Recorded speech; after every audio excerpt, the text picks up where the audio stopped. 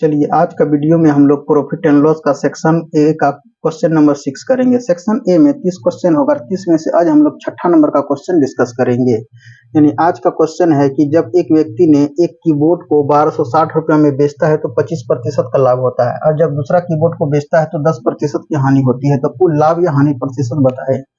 यानी ये जो आप देख रहे हैं ट्रेडिशनल मेथड से बना हुआ है, जो कि आप क्लास में बनाते थे। क्या किए कि पहला कीबोर्ड को x मान लिया और क्रय मूल्य निकाल लिया था, दूसरा को y मान लिया, क्रय मूल्य निकाल दिया इतना, दोनों क्रय मूल्य को ऐड कर दिया, टोटल क्रय मूल्य हो गया इतना, दोनों विक्रय मूल्य को ऐड कर दिए, निकल गया इतना विक्रय मूल्य, और लाभ निकालने के लिए क्रय मूल्य में विक्रय मूल्य को घटा दिए और लाभ प्रतिशत निकाल दिए।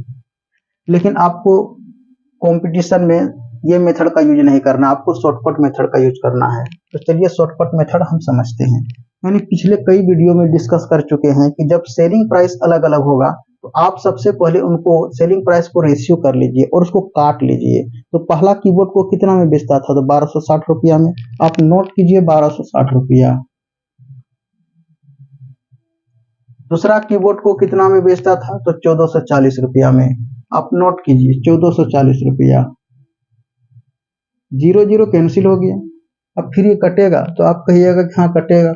18 से 18 7 26 से और 18 8 44 से इसका रेशियो कितना हो गया, 7/8, यानी 7:8 का हो गया। अब बचा कितना, प्रतिशत का। यानी पहला कीबोर्ड को बेचने पर क्या होता था, लाभ होता था।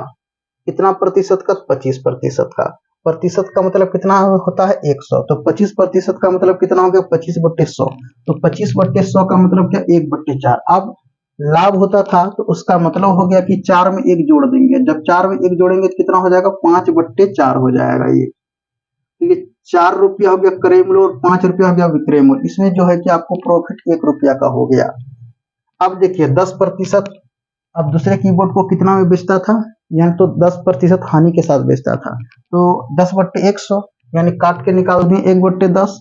अब देखिए हानि के साथ बेचता था तो 10 में 1 माइनस कर दिए, कितना हो गया, 9/10 हो गया। यानी 10 रुपया में बेचा, 10 रुपया में खरीदार 9 रुपया में बेचा, यानी 1 रुपया का हानि हुई। एक तरफ लिखिए सीपी, दूसरे तरफ लिखिए एसपी। चलिए पहला, यानी ये सीपी कितना है, 4 रुपया, यानी 4 रुपया में खरीदा और बेचा कितना में, तो 5 रुपया में बेच दिया। यानी 1 रुपया का क्या हो गया, 1 रुपया का लाभ हो गया। दूसरा कीबोर्ड को क्या किया, ही 10 रुपया में खरीदा और 9 रुपया में बेचा। लो, ये 10 रुपया में खरीदा और 9 रुपया में बेचा। इसका मतलब हो गया कि 1 रुपया हानि हो गया। पहला कीबोर्ड का कितना है, इसका 7 है और दूसरा का कितना हो गया, 8 हो गया। अब चलिए इसको हम लोग मल्टीप्लाई करेंगे, यानी 9 को गुना कर देंगे ऊपर में और 5 को गुना करेंगे नीचे से। तो कितना हो गया, 9 7 63 हो गया और 8 पंचे कितना हो गया, 40 हो गया। तो 63 रुपया क्या प्रॉफिट हुआ, 40 रुपया क्या हुआ, लाभ हुआ। यानी पहले कीबोर्ड में 63 रुपया प्रॉफिट हो गया। यहाँ 1 रुपया का प्रॉफिट होता था और यहाँ 1 रुपये की हानि होती थी, यहाँ 40 रुपया का हानि हो गया। अभी भी प्रॉफिट हो रहा है। कि ये कैसे, 63 में 40 को घटा दीजिए, तो 63 में 40 को माइनस कीजिएगा तो 23 रुपया हो गया लाभ इसका। अब आपको लाभ प्रतिशत निकालना है। तो लाभ हो गया तो ऑप्शन पे नजर दौड़ाइए, लॉस वाला को काटिए। लॉस कहाँ कहाँ है, देखिए ये तो लॉस हो गया पहला ऑप्शन में, इसको हटा दीजिए। और लॉस कहीं है, हाँ सी में, इसको भी हटा दीजिए। अब आंसर आपको बी होगा अथवा डी होगा। तो चलिए लाभ प्रतिशत, लाभ हो रहा है तो लाभ प्रतिशत निकालने के लिए अब आपको क्रय मूल्य चाहिए। क्योंकि लाभ प्रतिशत बराबर फार्मूला होता है लाभ गुना 100 क्रय मूल्य। तो क्रय मूल्य अब निकालना है तो टोटल क्रय मूल्य कितना हो गया, टोटल सीपी। टोटल सीपी कैसे निकलेगा, यानी इसका कितना हो गया प्रॉफिट, 63 रुपया, और क्रय मूल्य इसका सीपी कितना था, आप कहिएगा कि इसका सीपी पहला का 4 रुपया है, प्लस दूसरा का हानि कितना, 40 रुपया, और खरीदा कितना सीपी में, 10 रुपया में, 10 से गुना कर दीजिए। ये टोटल सीपी निकल गया। इसको आप मल्टीप्लाई कीजिए, 4 तिया 12 के 2 हाथ में, 6 6 24 और 1 25 हो गया। अब प्लस 400 हो गया। आप दोनों को जैसे ऐड कर दीजिएगा तो 600 कितना हो जाएगा, 52 रुपया हो जाएगा। ये हो गया आपका टोटल सीपी हो गया। तो लाभ प्रतिशत निकालने के लिए फार्मूला जस्ट अभी हम डिस्कस किए, यानी लाभ प्रतिशत बराबर फार्मूला क्या होता है, लाभ गुना 100 बट्टे क्रय मूल्य होता है। तो लाभ कितना 23 रुपया गुना 100 और क्रय मूल्य कितना 652 रुपया। देखो कैलकुलेशन करने में यहाँ तो दिक्कत होगा, तो अब आप ऐसा कीजिए, यानी टोटल क्रय मूल्य कितना है 652 रुपया है।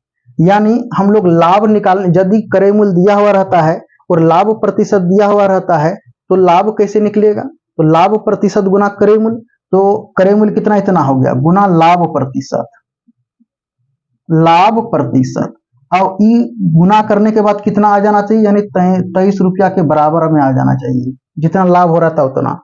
तो आप ऑप्शन पे नजर दौड़ाइए कि 652 में यानी लाभ प्रतिशत कितना से गुना करेंगे ताकि 23 रुपया के बराबर में आ जाए। अगर आप 7 से अगर इस 7.42 से 7 से अगर गुना करते हैं तो कितना हो जाता है 7 42, 23 रुपया से ज्यादा हो रहा है, यानी ई भी ऑप्शन आपका खत्म हो गया। तो बचा कितना, केवल डी हो गया। आप घर में आराम से इसको 3.52 से गुना करके देख लीजिएगा, इसके करीब में आ जाएगा।